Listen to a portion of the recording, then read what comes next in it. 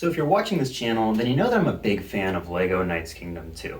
I got every set from the first wave, every set from the second wave, and every set from the third wave.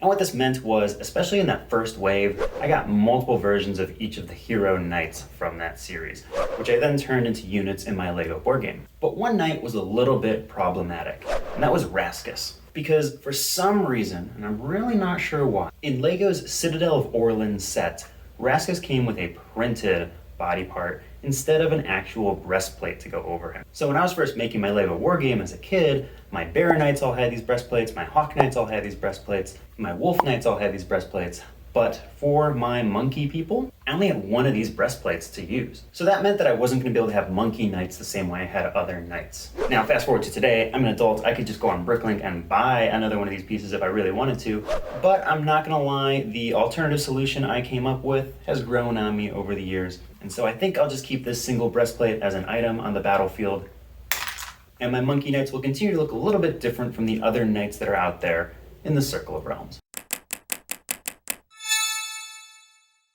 Greetings Realm Lords, I'm COR Bricks and welcome to another video that looks at my massive LEGO war game here. Now, in my last video, I showed you guys the Simian stables in all their glory. These were some very tiny stables that I built with a monkey head at the front, and they need that monkey head because this building belongs to the Oblives, who are a royal family who use the monkey as their crest. Now, like other royal families that the Cusped Kingdom has at their disposal, the Oblives have their own hero knight, but in addition to that hero knight, they've got their own non-heroes as well. And that's what we're going to look at in today's video, the Monkey Spearmen.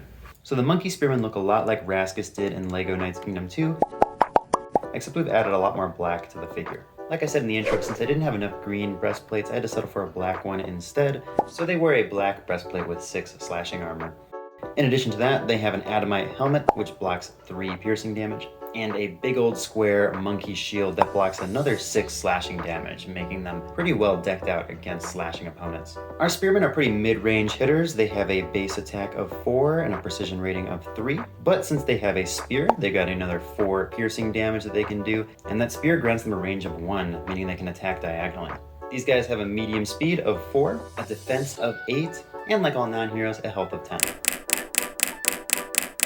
At first, I wasn't a big fan of how these guys looked in comparison to the original Sir Rascus, but the look's grown on me over the years, and at this point, there's definitely a reason why I have not gone on Bricklink and bought those green breastplates. But you have to let me know in the comments below what you prefer, the original Rascus look or this look of our kind of black and green spearmen.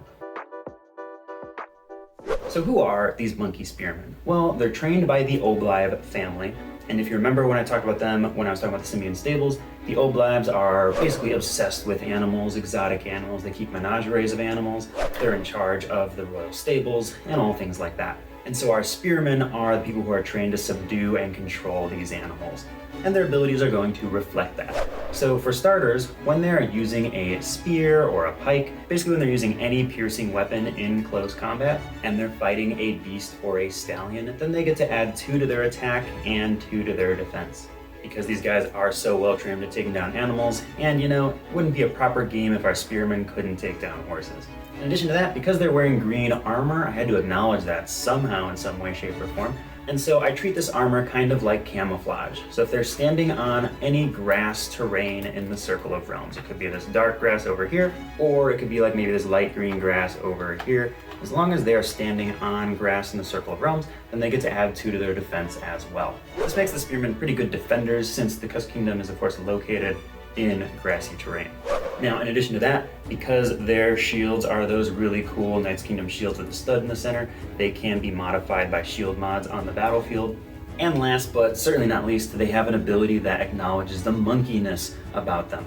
Back in the day, I used to play a lot of Neverwinter Nights on my computer. So if you played that, or you know, maybe you actually played real Dungeons and Dragons, you might know of a feat that used to exist called Monkey Grip. And boy oh boy, I can't have like monkey people in my game and not give them something like Monkey Grip. Now, if I remember correctly, I think Monkey Grip allowed you to hold, I don't know, like 2-handed weapons in one hand or something like that. Basically allowed you to hold things that were way bigger than you normally could hold in one hand. And I've essentially given that same ability to my Monkey Spearmen. It's part of why they're able to carry these spears and these shields at the same time. Now, Monkey Grip for a Spearman doesn't let them carry just anything in either hand. Basically what works is it takes every item that you can find in the Circle of Realms and it moves it down a size category. So if they are holding a two-handed weapon, they can hold it in their main hand, and if they're holding a main hand weapon, they can actually hold it in their offhand instead of their main hand. This means that your Monkey Spearmen can be decked out with a pretty strong offensive capability. We could give them maybe a pike on the battlefield while still allowing them to hold a shield, or we could even give them a pike in one hand and then a sword in the other hand. Why are the Monkey Spearmen capable of holding heavier items in their hands? Well, since they're always looking after all these exotic animals, from the very start of their training, they've got to be able to ride the fiercest of beasts. They have to be able to hold on for dear life, like if you think of people riding a bull or the stupid bowl machine thing that's at like bars and stuff. I call it stupid, but I've actually really always wanted to ride one of those. But yeah, since the Monkey Spearmen are doing this all the time, then they're capable of holding heavier things in one hand. They've got a very strong grip, and that shows in how their unit functions on the battlefield. Well, my friends, that's just about it for our Monkey Spearmen. I think that next time I will look at the hero version of them. His name is Sir Simon Oblive.